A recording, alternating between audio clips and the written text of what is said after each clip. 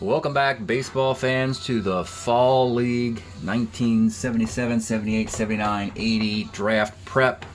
This will be the last of the draft prep videos for the 77 League that will begin play in the fall of 2021 after the Summer League concludes.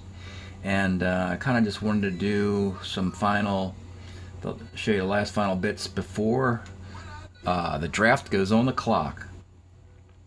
So the first thing is to show you the draft order, and the draft order is in. This is set up just like in the NFL with their 32 teams.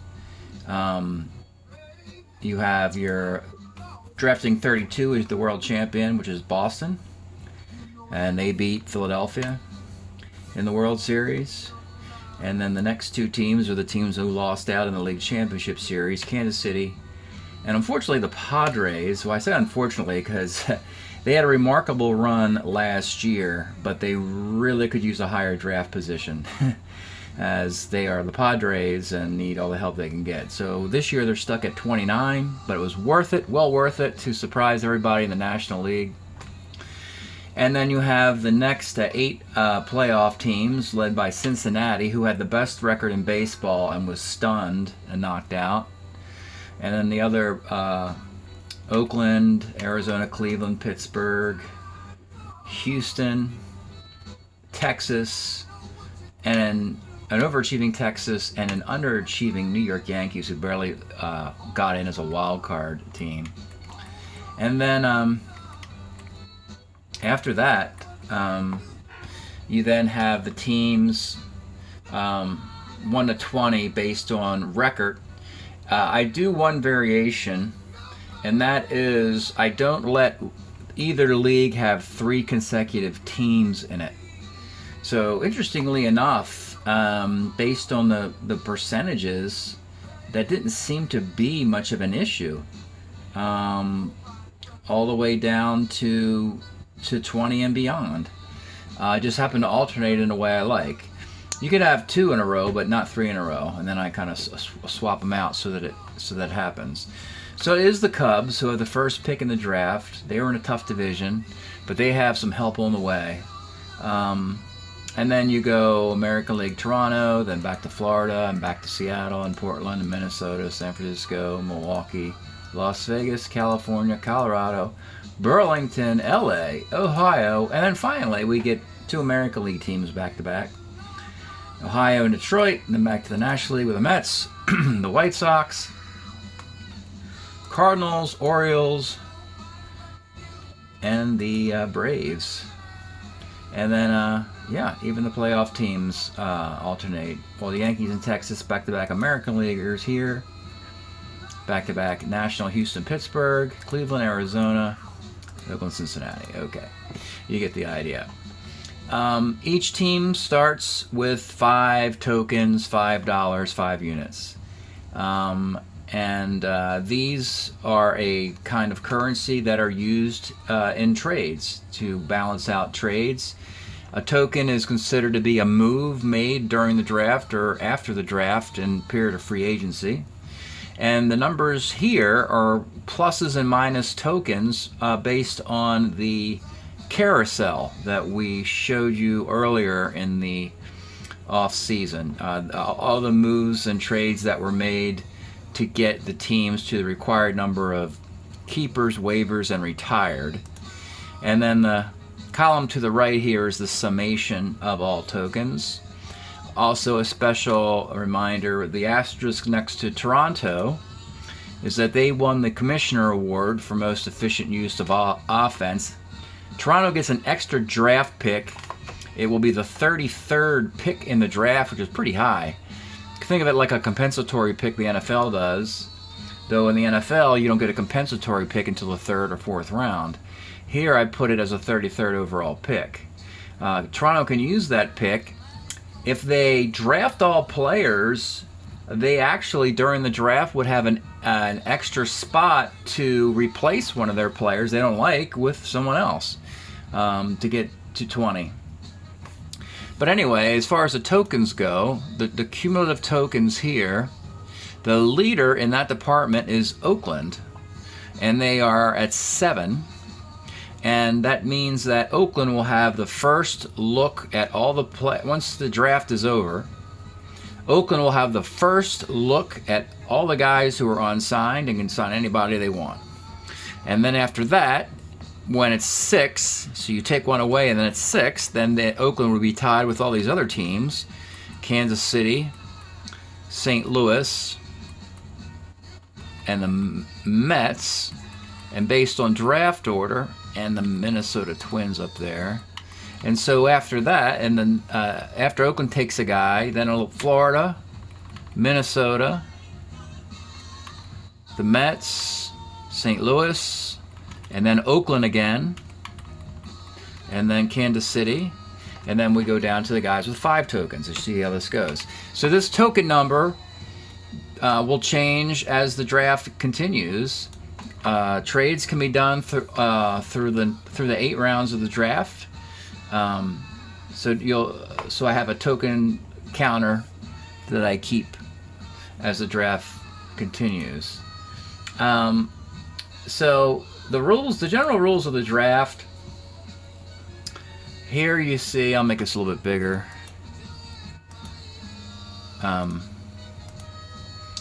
So the rules of the draft, it's an 8-round draft. And the rules of the draft is your first 4 picks have to come in any order from the 4 seasons in question. But they have to be a unique player for a unique season. You can pick the 77 guy first, you can pick the 1980 guy first, it doesn't matter. But you have to pick a guy from each of the years with the first 4 picks of the draft. After that, the 5th round will be, every team will select a guy from 1980 in the 5th round, and I kept them in numerical order, but it doesn't really matter. So the 5th round is 80, and then 79, 78, and 77.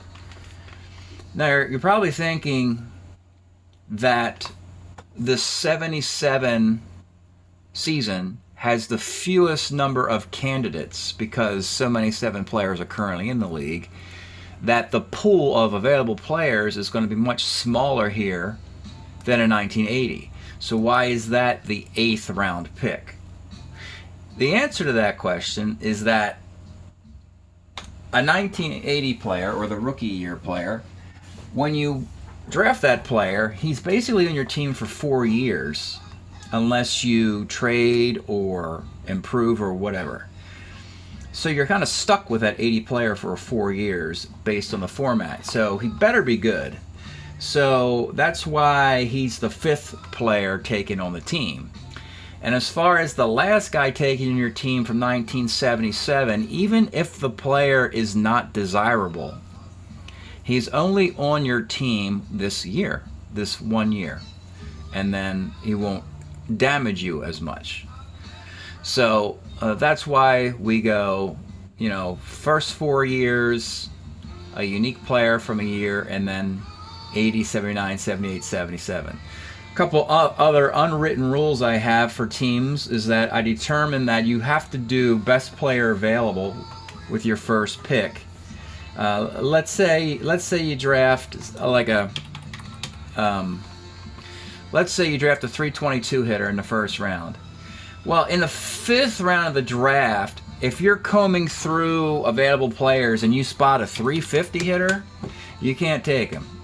Is sort of what the commissioner rule, because that guy should have been taken here, right?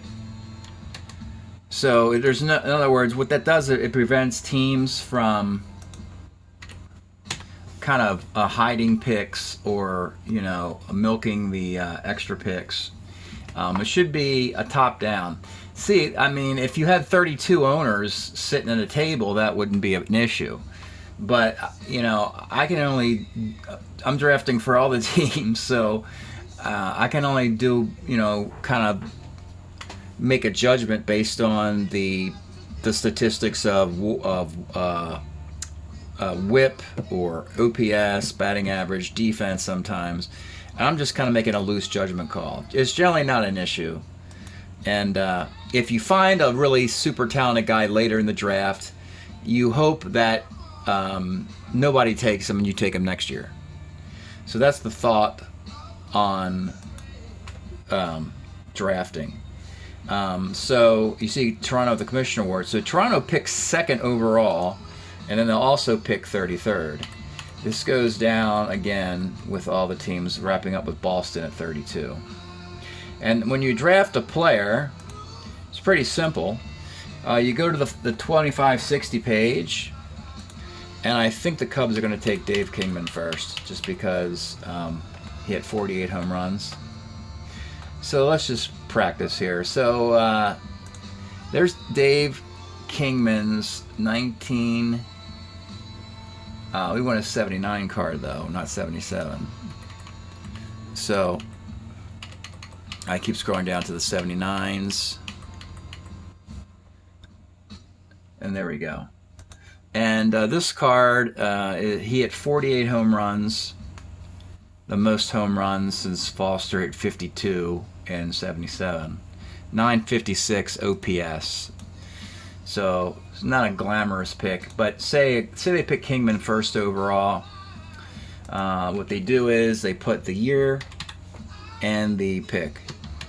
So 7901, he's the first pick in the 79 box. Put his team's initials there, and then after you do that, you just copy him over here, and you go to 79. And there you go. And then you can do, now that we copied a guy, we can make the columns the right size. Also want to do center everything. There you go. And that's how the first, that was pretty easy. So that's how the first pick would go. The Cubs would have Dave Kingman, which means they can't take another 79 player until the 6th round. And in the 2nd round, I think they'll probably take Bill Buckner for 1980. Well, that's the general idea of the draft. The last thing I'm going to leave with is just a general idea of just a kind of summary of all the numbers that make the Carryover League work. So you have 32 teams, and versus Major League Baseball having 26. And the advantage of the 32 teams is just it's so easy to make schedules and make, because you can divide 32 to 16, to 8, to 4, to 2, to 1. It's half of a March Madness, think of it that way. So increasing baseball from 26 to 32 was a pretty cool project.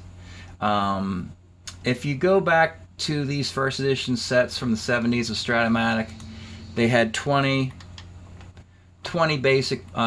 regular players, which of course is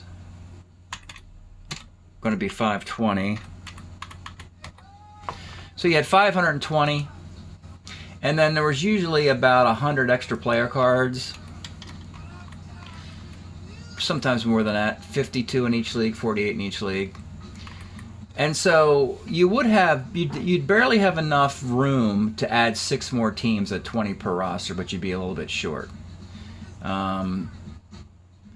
So I look at it as your expansion teams. If you kept the basic team, the basic Major League teams at 20, and then all those extra additional player cards that I believe you had to pay for them separately from Strat-O-Matic. Or if you're getting a second-hand set, you want to make sure that the extra players, additional players, come with your set to get a complete set. But it's usually, if you distribute those 100 and some cards over 6 teams, you can get to 32. The key is a 20-man roster. And then 20 times 32 is your 640. And then it's about the best distribution you can have to play a baseball season with such few players. And the winning results I had were 12 hitters and 8 pitchers. On those basic sets, Strat-O-Matic had 12 and 8 in the National League, and because of the designated hitter, they had 13 and 7. I have 12 and 8 overall for both leagues, and I went with the universal DH. Also, the numbers, you take 20, the numbers 8, 6, 4, 2 denote how many guys there are in each league. And those seem to be, of all the numbers I tried in experimentation, these were the ones that I stuck with. And of course, you know, when these guys disappear, then you add 2, and then you add this together again, and you get what? You get 8, 6, 4, 2 again, you see. Get rid of that 8 and add 2 for every succeeding year. So it's pretty simple, some good numbers to simplify everything. When 8 guys leave, how do you distribute how 8 effectively leave? You figure half of those guys you really want to keep. The card disappears, but you know they keep on playing. So you want to keep 4, and then you realize of the remaining 4 guys, you split them and say, well, half of these guys, 2 of those 4 guys can seek work elsewhere, and 2 guys have to be retired. This is actually a key number about retirements. What that means is, for 32 teams, you have 64 players retired. On average, between 30 and 60 guys, somewhere in there, generally are not playing baseball anymore because they actually did retire. They put in their retirement papers. So we increase that number simply by taking players who are awful, who just do not perform anymore, to get that number between 30 and 60 up to 64. And because of that, that's how you can, in perpetuity, continue all of these examples throughout all of the first edition Strat sets. Obviously, by the time the late 80s and 90s roll around, if you're using those card sets, they print a lot more additional players, and it's a lot easier to do this math. And I guess thinking about it now, as I'll wrap this up, the principal maxim of the 4-year Carryover League is that every player has one good year every 4 years.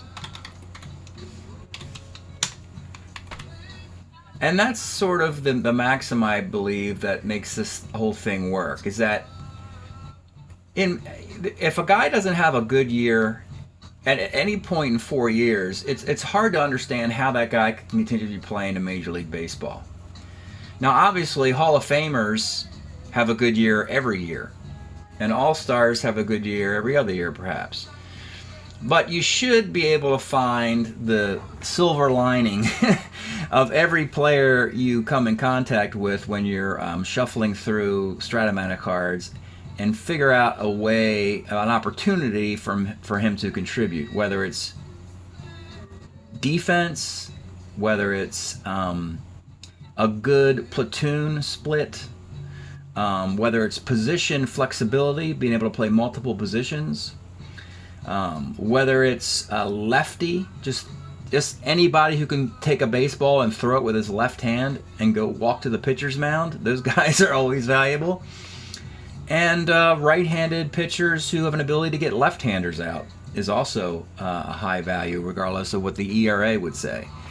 So yeah, this maxim is something I've discovered over doing the Carryover League for the last 15 years. Half of those with this current set of rules, and prior to that, I was sort of learning and tweaking how to get it to work. So yeah, this is the general, the good numbers you want to use that make it easy to adapt through any era of Strat, you know, not just the era that I do. So with that, I want to close it out. Thank you for checking out these videos. When we resume, we're going to switch gears and start talking about the Summer League and the spring draft of the 1969, 70, 71, 72 Carryover League. We'll see you next time.